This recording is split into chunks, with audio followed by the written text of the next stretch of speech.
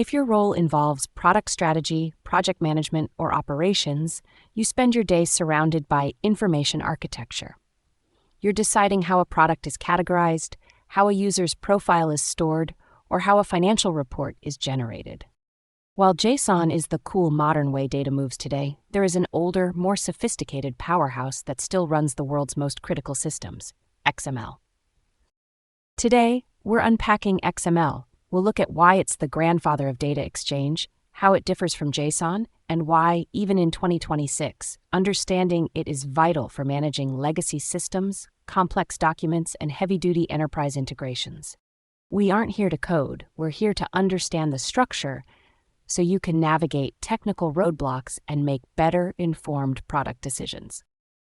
What is XML?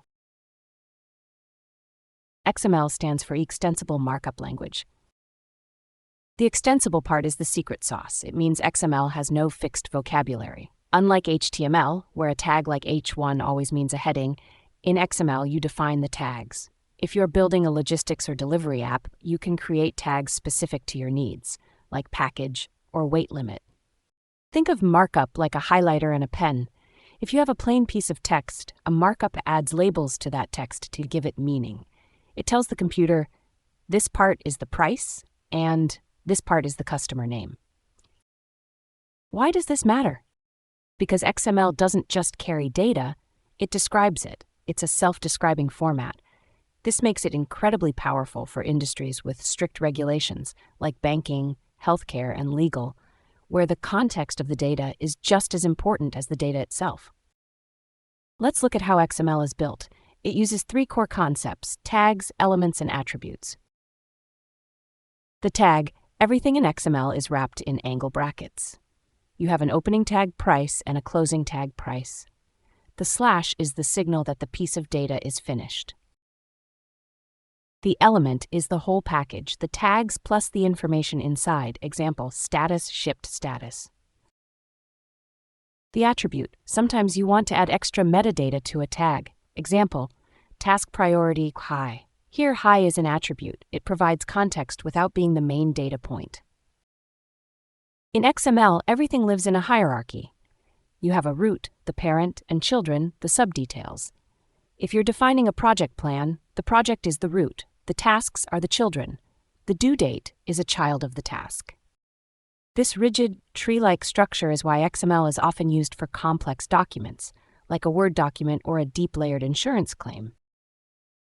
You might be thinking, this sounds like JSON with more typing. You're not wrong. XML is wordier. We call this being verbose. So why use it? Validation, the schema. XML has a feature called XSD. XML schema definition. Think of this as a strict contract.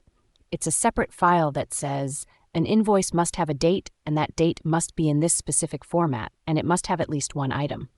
If the data doesn't match perfectly, the system rejects it.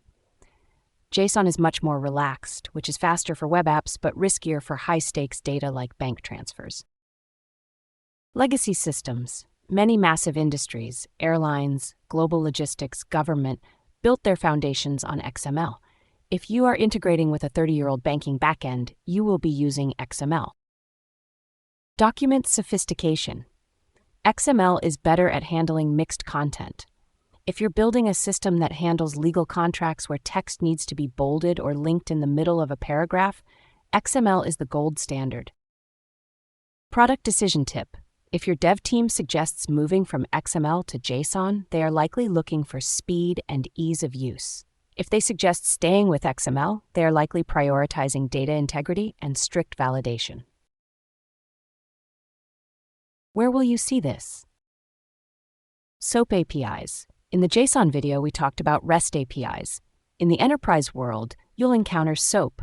SOAP is a protocol that only uses XML. It's heavy, it's secure, and it's the backbone of many corporate web services. Configuration files. Many software tools use XML files like web.config or pom.xml to set the rules for how the software should run. RSS feeds. If you've ever used a podcast app or a news aggregator, you're using XML. The feed is just an XML file that lists the latest episodes, titles, and descriptions in a format your app understands. The risk. The biggest risk with XML for a non-developer is complexity creep. Because you can make the tags whatever you want, XML files can become massive and difficult to read. If your requirements keep adding layers of nested tags, the payload gets heavier, which can slow down your system. Let's recap. XML is the extensible way to label and structure data. It's more formal and rigid than JSON, making it perfect for complex, high-security, or document-heavy industries. To be a more effective leader when dealing with XML-based systems, here are 3 things to do. If you are managing an integration, don't just ask for a sample, ask for the schema. This is the rule book that tells you exactly what data is allowed and what isn't. Audit the verbosity. If your system is running slow, look at the XML. Are you sending a book of data when you only need a sentence? Identify the source. Find out if your data is coming from a modern web service or a legacy mainframe. This will tell you immediately if you should expect XML or JSON. Understanding XML moves you from being a passenger to being a navigator in the world of technical architecture. If you found this breakdown helpful, our previous video on JSON to see the other side of the coin. Hit that like button, subscribe to the Non-Developers Tech Glossary, and I'll see you in the next one.